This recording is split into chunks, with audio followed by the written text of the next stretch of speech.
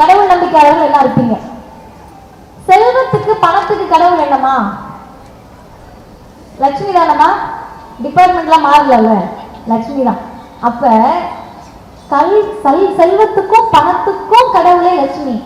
ஆனா லட்சுமின்னு பேர் வச்ச அம்மாவுக்கு கூட தமிழ்நாட்டுல சொத்துல உரிமை கிடையாது. அது சோகம் தானே, அது அவங்களுக்கே புரியல. ஐயோ நம்ம பேரே லட்சுமி, நமக்கே லட்சுமியில சொந்தம் இல்லையான்னு அவங்களுக்கு தெரியல.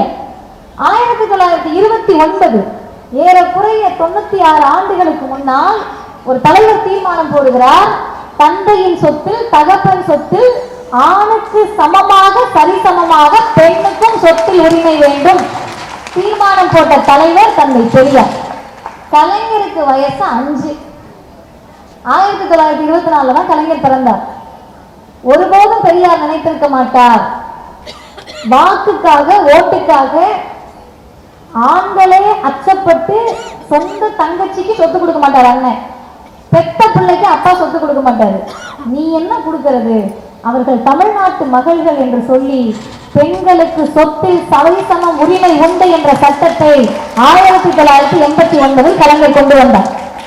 இன்னொன்று என்னன்னு கேட்டீங்கன்னா, இந்த இடத்துல நம்ம எல்லாம் உட்கார்ந்துருக்கோம். பக்கத்துல இருக்கவங்க என்ன சமூகம்னு நமக்கு தெரியாது, பேசுற மனிதன் யாருன்னு உங்களுக்கு தெரியாது. இதே நீங்க வட இந்தியாவில போய் பக்கத்துல உட்கார்ந்தீங்கன்னா பேரை கேட்டீங்கன்னாவே ஜாதியை கண்டுபிடிச்சிடலாம். ஏன்னா பேரு சின்னதா இருக்கும், 2 எழுத்துல 2 சொற்கள்ல. பின்னாடி இருக்கிற ஜாதி பேரு நீளமா இருக்கும். நமக்கு பேரு சின்னதா இருக்கும், படித்த பட்டம் வரிசை கட்டி இருக்கும். அதுதான் வட இந்தியாவுக்கும் தமிழ்நாட்டுக்கும் உள்ள வேறுபாடு. அப்ப பெரியார் சொல்றாரு, டக்கு டக்குன்னு அழகா குளிச்சுக்கிறீங்க, முழுகிக்கிறீங்க, நெத்திலெல்லாம் பட்டையை போட்டுட்டு டக்குன்னு கோவிலுக்கு வேகமா போறீங்க, போயிட்டு கோவிலுக்குள்ளதானே போனோம், எதுக்கு டக்குன்னு வெளியே நின்னுற அப்படின்னு பெரியார் கேட்கிறார். கிளம்பி போறது கோவிலுக்கு தானே, ஏன் உள்ள போக மாட்டேன்? இப்ப கோவிலுக்குள் கடவுள் நம்பிக்கையாளர்களை கூட்டி செல்ல வேண்டும் என்று சொன்னவர் கடவுள் இல்லை என்று சொன்ன தந்தை பெரியார் தான். சரி, கோவிலுக்குள்ள போயிட்டோம். நேற்று ஒரு பையன் இளைஞரணி சார்பில் நடந்த பேச்சு போட்டியினுடைய பயிற்சி வகுப்பு. அந்த தம்பியினுடைய பெயர் காத்தவராயன், 10ஆம் வகுப்பு தான் படிக்கிறார். இப்ப நான் அவன்கிட்ட கேட்டேன், உனக்கு பிடிச்ச சாமி எதுன்னு கேட்டேன். காத்தவராயன் தான் பிடிக்கும்னாரு. காத்தவராயன் தான் பிடிக்குமா? நான் என்ன காரணம்னு சொல்லட்டாங்க. சொல்லுங்க பார்ப்போம் அப்படின்னா. உங்க காத்தவராயனை அவனுக்கு ரொம்ப கஷ்டமா இருந்தா போய் கட்டி பிடிச்சு கூட அழுகலாம்லன்னு. ஆமா அப்படின்னா. கண்ணத்தை கூட கிள்ளலாம்லன்னு. ஆமான்னா. காத்தவராயனுக்கு பிடிச்சதெல்லாம் சமைச்சு கொடுத்து நீயும் அங்கேயே போய் உட்காந்து சாப்பிடலாம்லன்னு. ஆமான்னா.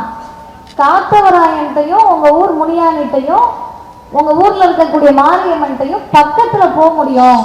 பெரிய பெரிய ஆலயங்களில் கோவில்களில் உங்களுக்கு பிடித்த கடவுளே இருந்தாலும் பக்கத்துல போக முடியாது என்று இருந்த நிலையை மாற்றி கடவுள் நம்பிக்கையாளர்கள், ஜாதியின் மீது நம்பிக்கை வைத்திருக்கக்கூடியவர்கள், எனக்கு ஓட்டே போடலனாலும் சரி மனிதர்களின் சுயமரியாதை தான் முக்கியம் என்று அனைத்து ஜாதிகளும் அர்ச்சகராக வேண்டும் என்று சட்டத்தை போட்ட தலைவர் முத்தமிழறிஞர் டாக்டர் கலைஞர். பெரியாரினுடைய சிந்தனைக்கு, தீர்மானத்திற்கு செயல் வடிவம் கொடுத்தார். சரி, முடிஞ்சு போச்சுல்ல, பெரியார் அண்ணா கலைஞர் அதோட முடிஞ்சிருச்சுல்ல, இனி யார் வரப்போறா அப்படின்றது தானே படத்தோட கிளைமேக்ஸ். எல்லாம் இறந்துட்டாங்க, ஜாலி ஜமாய்க்கோவா இருக்கலான்ட்டு எதிர்த்தரப்புல இருக்கவங்க ஜாலியா இருக்காங்க. எதிர்த்தரப்புல ஜாலியா இருந்த உடனே எதிர்த்தரப்புல இருக்கவங்களே சொல்றாங்க, ஸ்டாலின் இஸ் மோர் டேஞ்சரஸ் தான் கலைஞர் கருணாநிதி. அப்படி என்ன டேஞ்சரஸா அவர் வேலை பார்த்தாருன்னு 2 செய்திகளோடு நான் நிறைவு செய்கிறேன்.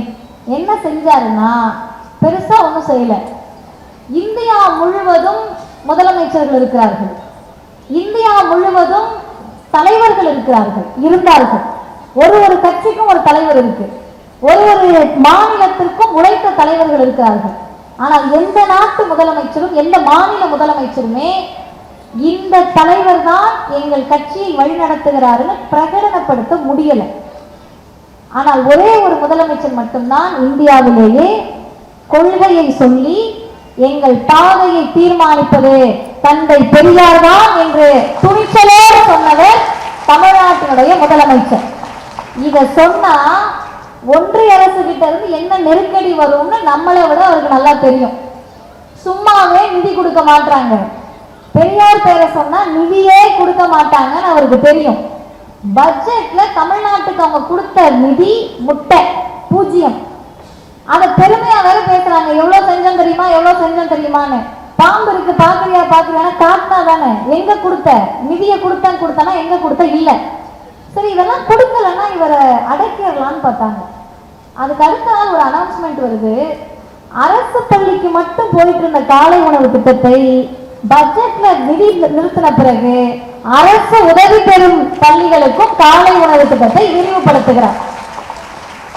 அதுக்கு அடுத்து கல்வியில கை வைக்கணும்னு புதிய கல்விக் கொள்கையை ஏற்றுக்கலன்னா நிதி தர மாட்டேன்னு ஒன்றிய அரசு சொல்லுது.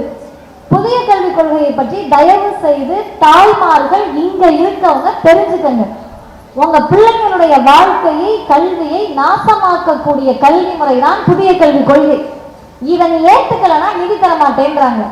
முதலமைச்சர் நீ தரலன்னா பரவாயில்லன்னு சொல்லிட்டு அடுத்த நாளே நான் முதல்வன் திட்டத்தின் அடிப்படையில் கல்லூரியில் இருக்கக்கூடிய பிள்ளைகளுக்கு வேலை வாய்ப்பை உருவாக்கி தருகிறார். பயத்தை கொடுக்காதா? எதிரில் இருக்கவங்க நம்மளை அழிப்பதற்காக பிஜேபியும் ஆர்எஸ்எஸும் சங்க பரிவார் கூட்டமும் ஆரியமும் நம்மளை எதிர்த்து நிற்கிற போது ஆயுதத்தோடு வராங்க, சொற்களோடு வராங்க, நிதியை தரமாட்டேன்றாங்க.